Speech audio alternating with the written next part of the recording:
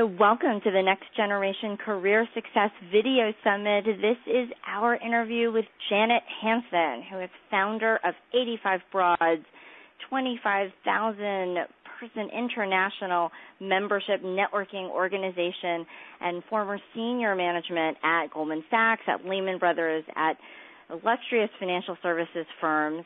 I'm so excited to have you, Janet. Thanks so much for joining us. Oh, I'm delighted. Thanks, Caroline. So you've had such an eclectic career. I just mentioned some of the highlights. We obviously have your longer bio on our website. Can you just give our listeners a window into how you moved from one great opportunity to the next? You know, how much of this was planned versus opportunistic? I think people just love to know, how did you do that? I would say definitely in my case, it was highly opportunistic. And I would go back to really the very beginning. I graduated from Wheaton College with a degree in government, did what all government majors do. I went down to Washington to see if I could get a job. The pay was, I think it was about $2,800 a year. Oh, my goodness. So I ran the numbers pretty quickly in my head. It was a job working at the Department of Education and Cultural Affairs.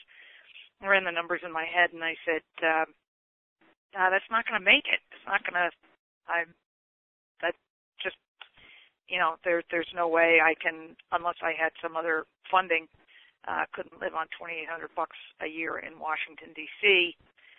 And so that was rather sobering. So I came back to my hometown in Hastings-on-Hudson and went back to the job that I'd had for a couple of summers, which was working in the pro shop at St. Andrews. It's the oldest men's golf club in America.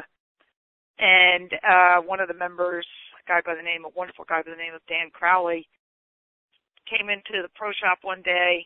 The Crowleys were great friends of my parents, and Dan said, Janet, you're way too smart to work here. And I said, well, this is actually pretty fun. Someday I might go on the golf tour if I become a good enough golfer. Right. And he said, no, you're going to come and work for me at McGraw-Hill. And I said, well, thanks, but I don't really have any interest in working in publishing, and I have even less interest working in New York City. So I said no, at least 5 times. And anyway, he was very persuasive, and so I ended up working for McGraw-Hill's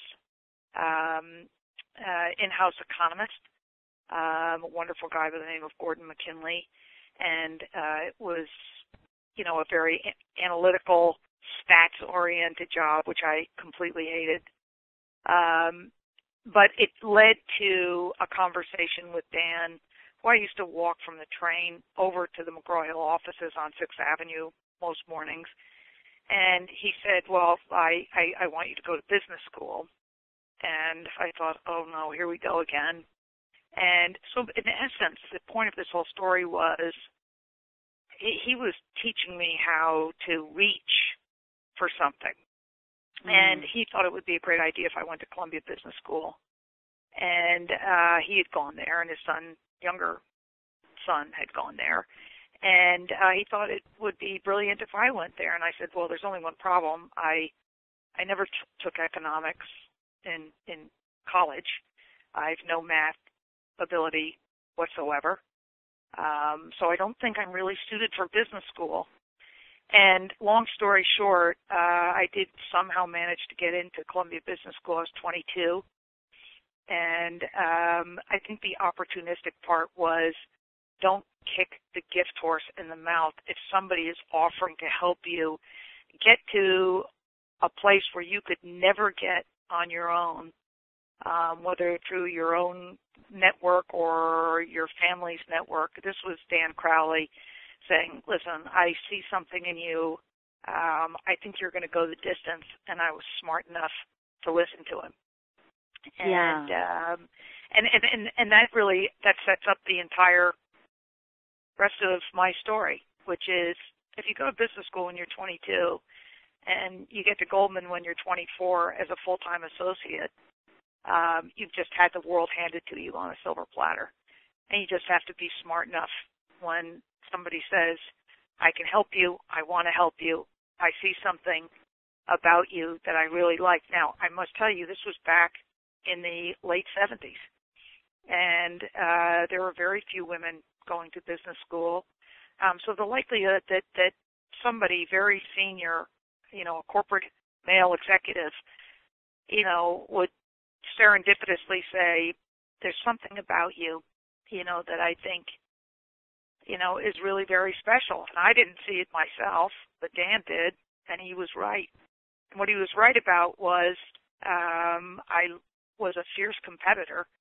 And so once I got my head around going to business school, I said, damn, I can do this. And then I got to Goldman Sachs and said, damn, I can do this too. Right. But I think the key is, would I have ever thought of going to business school on my own? No.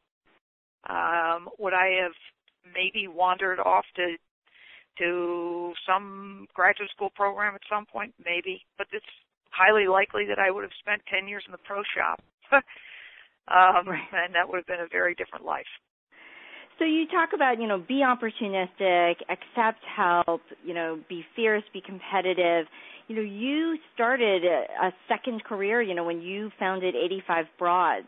So a lot of our listeners are going to be interested in the career reinvention aspect, doing something different after years of, in your case, being in the financial services. So can you talk about how you did that, how you knew that was the right step for you, how you got started?